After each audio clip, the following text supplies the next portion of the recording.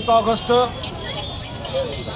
साहित्यरत्न लोकशाहीर अण्णाभाऊ साठे यांची 104वी जयंती होती आणि त्या जयंतीनिमित्त सातारा शहरामध्ये अतिशय उत्साहाचं आनंदाचं वातावरण दिवसभरापासून होतं। सातारा समितीच्या वतीने जयंती उत्सव समितीच्या वतीने आज आपण दिवसभरात 10 ते 12 कार्यक्रम केले। त्याच्यामध्ये रक्तदान शिबिर होतं, मोटरसायकल बाईक रॅली होती, वृक्षारोपण होतं, 100 किलो जिलेबीचं वाटप होतं, लहान विद्यार्थ्यांना शिक्षणाची किट वाटप केले, तमाशा कलावंतांचा सत्कार केला आणि येणाऱ्या मान्यवरांचा सन्मान चिन्ह देऊन सन्मान केला। तसेच आपण सर्व मंडळांना आव्हान प्रत्येक मंडळाचा आपण संयुक्त जयंती समितीच्या वतीने सन्मान चिन्ह देऊन सन्मान करणार आहोत आणि त्यामध्येच उत्कृष्ट आरास किंवा उत्कृष्ट सजावट यामध्ये आपण 3 नंबर काढणार होतो आणि ते 3 नंबरही काढले। मला वाटतं सातारा बुधवार पेठेतील संयुक्त जयंती उत्सव असं नाव आहे त्या मंडळाचं, त्यांना प्रथम क्रमांक गेलेला आहे। दुसरा क्रमांक माझगावकर माळ झोपडपट्टी ते सावधान मित्र मंडळ आहे त्यांना गेलेला आहे आणि तिसरा नंबर मला वाटतं republican party of India Satara taluka अध्यक्ष आप्पा तुपे यांचं मंडळ ते होतं, त्यांना 3रा क्रमांक गेलेला आहे। आणि अशा पद्धतीनं साहित्यरत्न लोकशाहीर अण्णाभाऊ साठे यांची जयंती अतिशय उत्साहात आनंदात आणि अतिशय सुंदर झाली। त्यामुळं मी सर्व नगर परिषद सातारा बापटसाहेब CO यांचंही आभार मानीन, सातारा जिल्हा पोलीस प्रमुख यांचंही आभार मानीन, कारण का जयंतीच्या काळामध्ये बरेच आता आपण बघितलं की इतका पोलीस बांधवांवर ताण येतो की थोडंसं हे होतं, त्यामुळं पोलिसांनीही सहकार्य केलेलं आहे, जिल्हा प्रशासनानेही मदत केलेली आहे। त्यामुळं सर्व जिल्हा प्रशासनाचं मी समितीच्या वतीने आभार मानतो। तसेच सर्व सातारा शहरातील पत्रकार बंधू, इलेक्ट्रिक आणि प्रिंट मीडिया या सर्वांचंही मी आभार मानीन आणि अभिनंदन करेन की आपण एवढा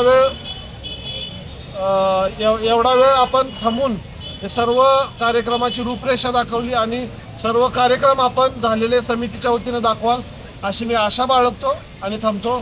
जय भीम, जय भारत, जय शिवराय, जय लहुजी, जय अण्णाभाऊ साठे। सर्व समाज बांधवांच्या उत्साहाला एकत्रितपणे या सातारामध्ये साहित्यरत्न लोकशाहीर अण्णाभाऊ साठे संयुक्त जयंती समारोह समितीच्या वतीनं एकत्रितपणे बांधण्याचं काम आम्ही नेहमीच संयुक्त जयंती समारोह समितीच्या वतीनं करत असतो।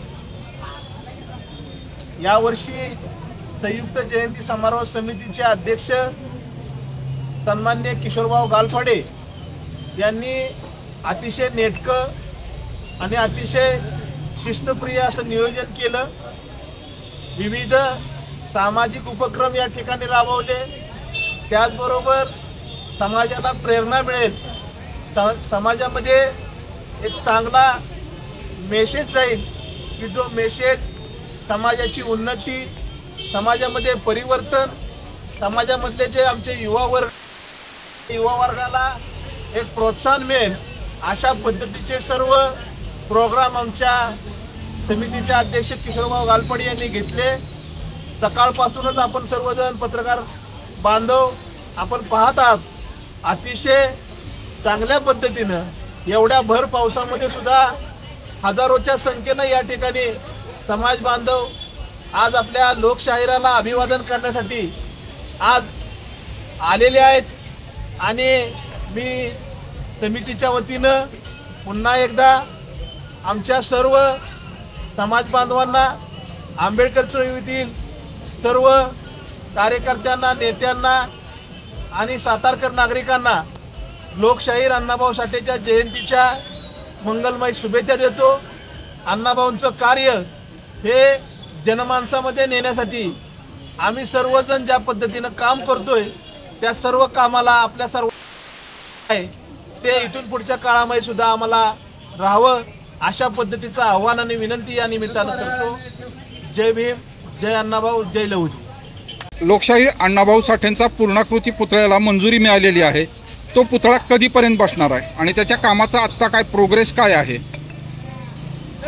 पूर्णाकृती पुतळा बसवण्यासाठी चबुतऱ्याचं काम पूर्ण झालेलं आहे. आत्ता आपण जयंतीलाच पूर्णाकृती पुतळा बसवणार होतो, परंतु पावसानं आपल्याला साथ दिली नाही, त्यामुळं पुतळा बसलेला नाही. पण मी 100% आणि 101% सांगतो की येत्या 2 महिन्यामध्ये पूर्णाकृती पुतळा हा पूर्णपणे बसणार. त्या जागेचं सुशोभीकरण होणार. पुतळा मुंबईमध्ये तयार आहे. पुतळा लवकरच 1 ते 2 महिन्यामध्ये आपण बसवणार आहोत. तसं साहेबांशी बोलणं झालेलं आहे. सगळ्या बाकीच्या ज्या प्रक्रिया आहेत त्या पण सगळ्या पूर्ण झालेल्या आहेत. फक्त आपल्याला काम करायचं. आता काम तर काय चबुतऱ्याचं काम झालेलं आहे, सुशोभीकरणाचं काम राहिलेलं आहे. ते 1 ते 1.5 महिन्यामध्ये होईल, पण 2 महिन्यामध्ये आपण पूर्णपणे पुतळा पूर्णाकृती सातारा शहरामध्ये बसवणार आहोत.